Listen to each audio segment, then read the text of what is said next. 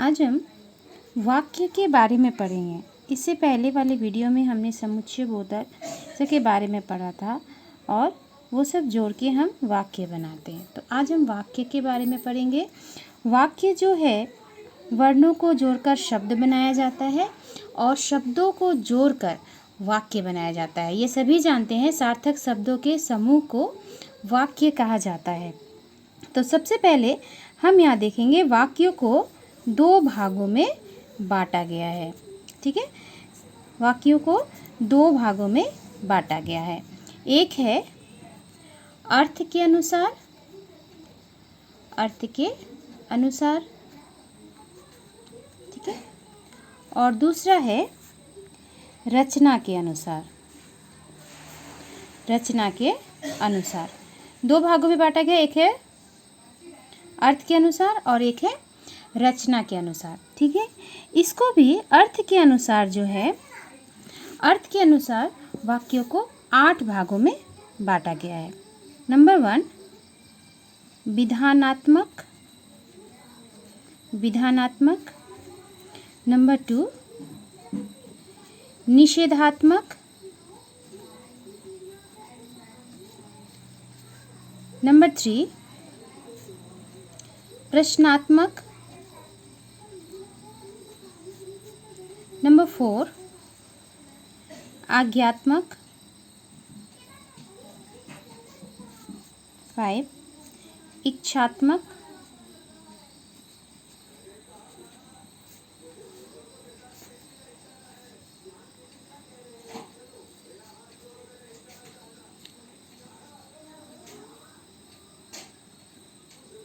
6 विस्मयादि। 7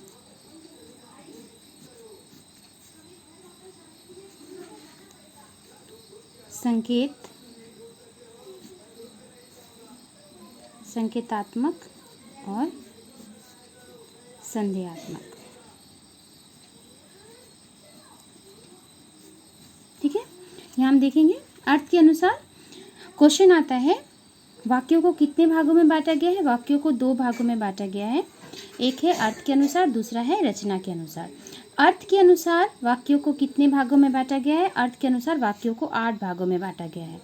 एक है विधानात्मक, निषेधात्मक, प्रश्नात्मक, आज्ञात्मक, इच्छात्मक, विस्मयादि, संकेतात्मक और संदेहात्मक। ठीक है, उसके बाद यहाँ पे रचना के आधार पे 3 भागों में बांटा गया है। सरल मतलब सिंपल, सरल वाक्य, संयुक्त कंपाउंड,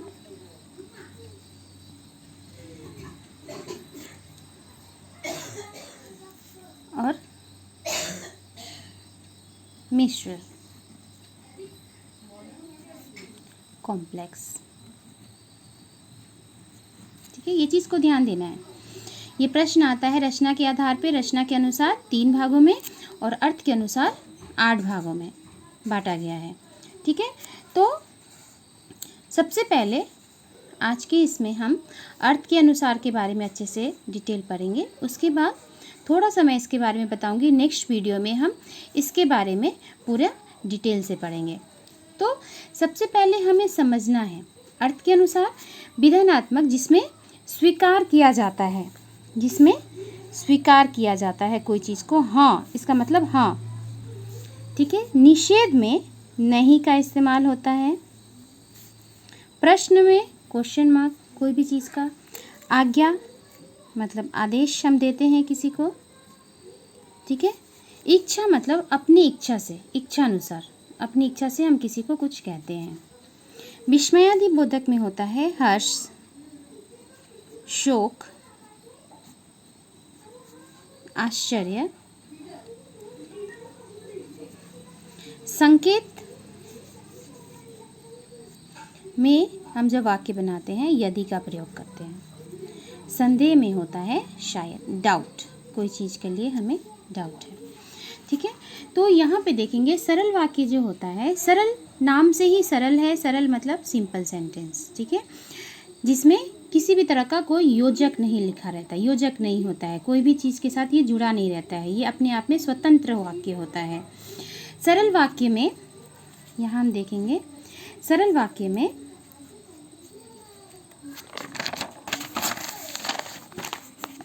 यहाँ देखो सभी,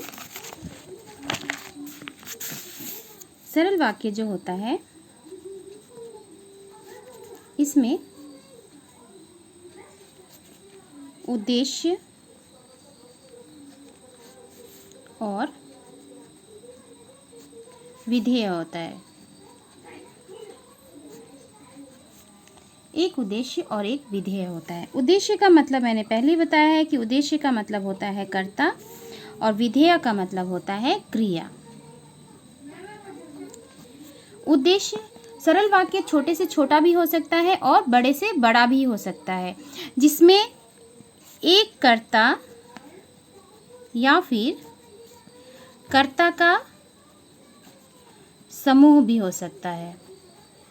एक कर्ता और कर्ता का समूह, बहुत सारा कर्ता भी हो सकता है, लेकिन सभी मिलकर एक ही क्रिया मतलब एक ही काम करते हैं, उसे हम कहते हैं सरल वाक्य। जैसे राम खाना खाता है, राम खाना खाता है। यहाँ पे राम हो गया उद्देश्य मतलब कर्ता, खाना खाता है ये हो गया विधेय, विधेय मतलब क्रिया। ठीक है, तो ये सिंपल सा सेंटेंस है जिसको हम आराम से कर सकते हैं। उसके बाद में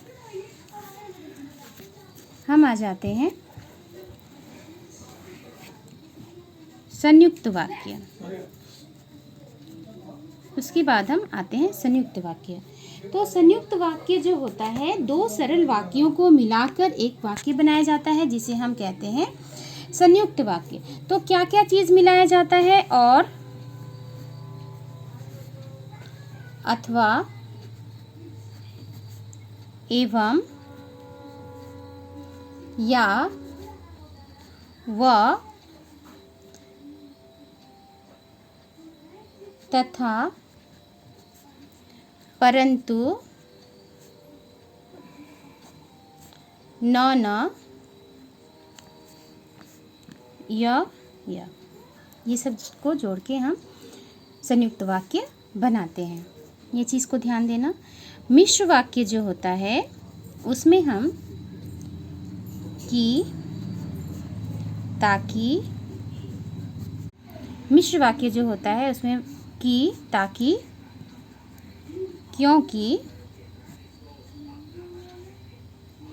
जैसा कि,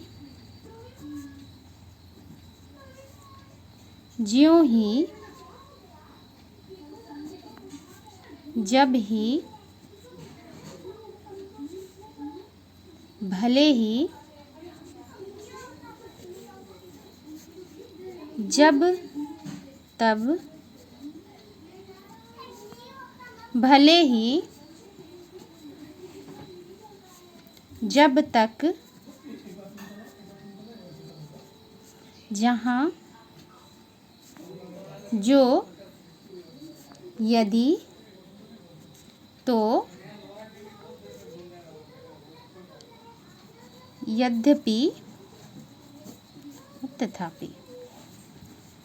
ठीक है, ये शब्द सब मिला के हम क्या करते हैं, संयुक्त वाक्य बनाते हैं, और ये शब्द मिला के हम मिश्र वाक्य बनाते हैं। हमेशा ध्यान दोगे कि क में हर्षी हमेशा मिश्र वाक्य में होता है, और मिश्र वाक्य को पहचानने का एक और है जिस वाक्य में ज का प्रयोग हो। यहाँ पे देखो जितने भी ज ये हमेशा मिश्र वाक्य होता है। तो ये चीज़ के बारे में हम डिटेल में और पढ़ेंगे। सबसे पहले हम अर्थ के अनुसार जो है उसको अच्छे से पढ़ते हैं। यहाँ हम देखेंगे, ठीक है, यहाँ हम देखेंगे विधानात्मक में एक उदाहरण लिखते हैं। बालक गेंद से खेलता है। इसको तुम लोग अच्छे से नोट्स बनाओगे सभी। बालक गेंद से खेलता है, यहाँ स्वीकार किया गया है, बालक जो है वो गेंद से खेल रहा है। निषेधात्मक में नहीं का प्रयोग होगा, बालक गेंद से खेलता है, इसमें नहीं का प्रयोग होगा कि बालक गेंद से नहीं खेलता है, बालक गेंद से नहीं खेलता है। ठीक है, प्रश्न में आ जाएगा बालक गेंद से कहाँ खेलता है, कहाँ खेलता है। आज्ञा में है, हम आदेश दे रहे हैं, तो आदेश में हम क्या देंगे, तुम गेंद से खेलो। ठीक है, तुम गेंद से खेलो, मेरी आज्ञा है कि तुम गेंद से खेलो। इच्छा में उसको हम क्या करेंगे, तुम हमेशा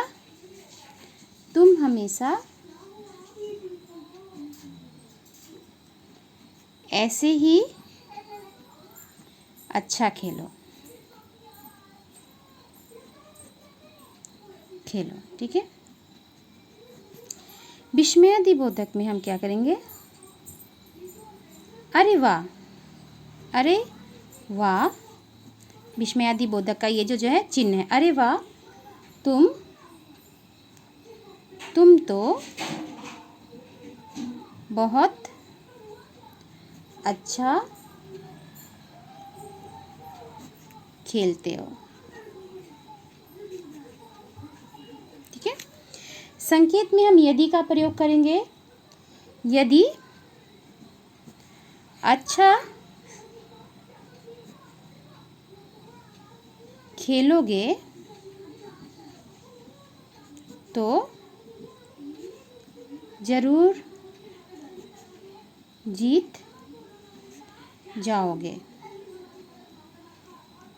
ठीक है, देखो सेम ही सेंटेंस को हम ऐसे कैसे अलग कर दे रहे हैं। संदेह में हम शायद का प्रयोग करेंगे, तो शायद का प्रयोग करके आज शायद ही खेल पाओ, आज शायद ही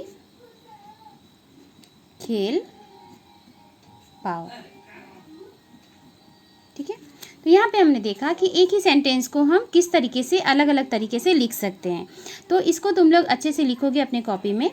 रचना के अनुसार 3 भागों में बांटा गया है, जिसको हम क्या करेंगे, हम नेक्स्ट वीडियो में तुम्हें अच्छे से समझाएंगे कि किस तरीके से किया जाता है। ठीक है, जब तक इतना तुम लोग अपना नोट्स बना के रखो। Thank you.